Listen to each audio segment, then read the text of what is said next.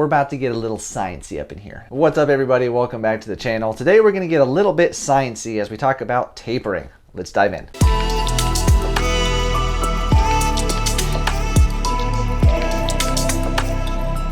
But firstly, I'm going to throw this out there. I am not a doctor. I'm not a scientist. You know, this is just research I've done in the last 10 years of running, and yeah, so take it with a grain of salt. So what exactly is tapering? Well, by definition, taper means to become progressively smaller toward one end or to gradually diminish. That's straight out of the dictionary. In running terms, we're talking about a reduced training load leading up to an important race. Maybe it's your A race for the year and you're gonna reduce volume, reduce intensity, reduce the training frequency. We'll get to those. The purpose of the taper is to optimize performance by reducing the negative impact of daily training. That's your daily running fatigue, you know, when your body feels really tired, without suffering a loss of the training adaptations or detraining that you've spent weeks or months building leading up to that goal race. So tapering in a broad sense means reducing a runner's training load, and that's a combination of training volume, intensity, and frequency. And we're going to dive into all three specifically. The art of the taper comes down to balance, finding the right mix of these three factors, and also nailing the duration of the taper. That's another factor. First, let's talk about volume. When we talk about volume in a running sense, we're talking about either time on feet or miles. How many miles per week are you running? How much time are you spending per week running? And the main way runners reduce their training load during the taper is by a reduction in training volume. Studies have shown that training volume can be reduced pretty significantly without having a negative impact to your running performance. By the way, I should note that I will be going over a couple of studies here just kind of really briefly, but I will give a resource below in the description if you want to go do further research on your own, which I highly recommend. While you're down there, click thumbs up, give the video a thumbs up. Helps out a lot. I would really appreciate it. And you know, if you're new, click subscribe. Do the YouTube stuff. One study that I found out there was actually done on cyclists, and it found that a reduction in training volume of 40 to 70% of pre-taper training volume was actually the optimal amount, which seems very high. But, you know, look below. See the source. It's out there. But more importantly for us as runners, there was another study I found that looked at the effects of performance on distance runners, and it actually found that runners might benefit from a reduction as big as 80 to 90% in training volume. That seems very high, but that's because of the higher impact that running has on the body versus low impact activities like cycling or swimming. So what does that look like for me personally? My reduction in training volume as I taper now for the Beaverhead 100K. Well, I'm not going to go from 60 miles per week down to 15 miles per week. That's just, I'm not going to do that. I don't think that would be good for me and my body. We'll get to more on that later. But what I generally do leading up to a race, 2 weeks out, I'll run maybe 30 miles that week. And then the following week, which is race week, I'll probably only do about 2 runs, maybe just a total of about no more than 2 hours worth of running. So, you know, we're probably talking at most 12 miles leading up to a race. And that's just to keep the legs moving basically, but also very important is keeping up with the training intensity, which is the next phase we'll talk about next. So the second aspect of training load is training intensity. Now you might think that reducing your training intensity, just like reducing your training volume, would lead to success in a taper. That's not the case.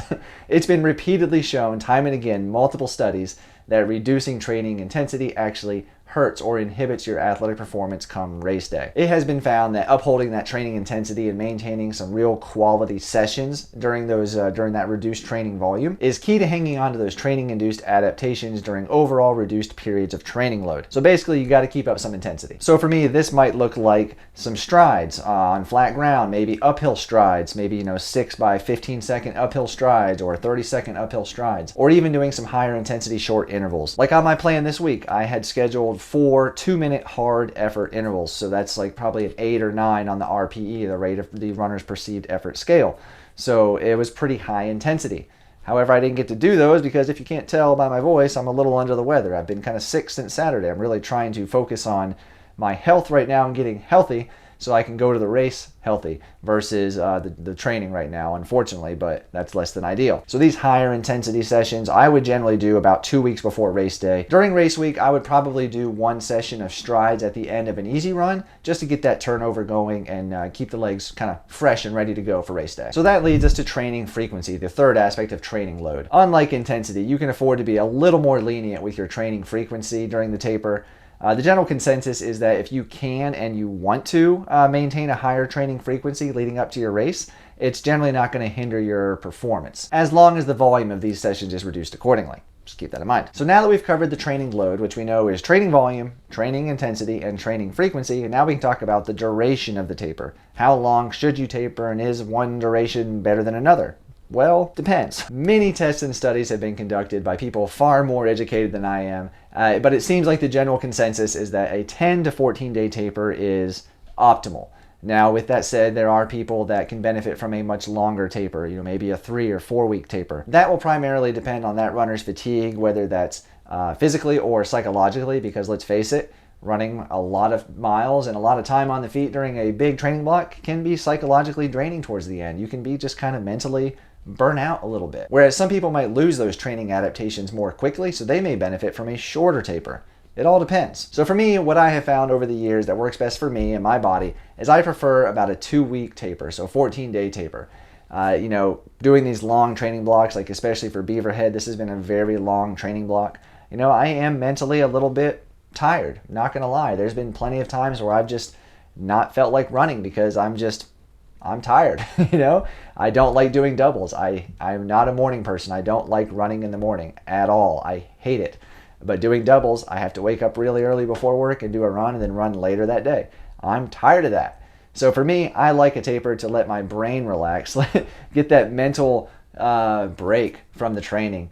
It allows me to spend a little bit more time with the family too, which is a big plus, because during training, let's face it, especially if it's an ultra marathon, you're putting in a lot of hours. I've been putting in consistently 10 to 12 hour weeks of training on top of working full time. So it's a big commitment. But that's me and what I have found works best for me over many years of testing. I have tried shorter tapers, I've done longer tapers, and for me, I really feel like that 2-week is kind of ideal, at least for right now, being a 38-year-old guy. A couple of key things to remember during the taper. Do not let your diet go. Don't think, oh, I don't have a run the next morning, I can pound a couple of beers or go drink a big glass of whiskey. By all means, enjoy a beer here and there, but don't let yourself go and just, relax. Put your feet up on the couch and do nothing. You'll lose all those training-induced adaptations that you had during training.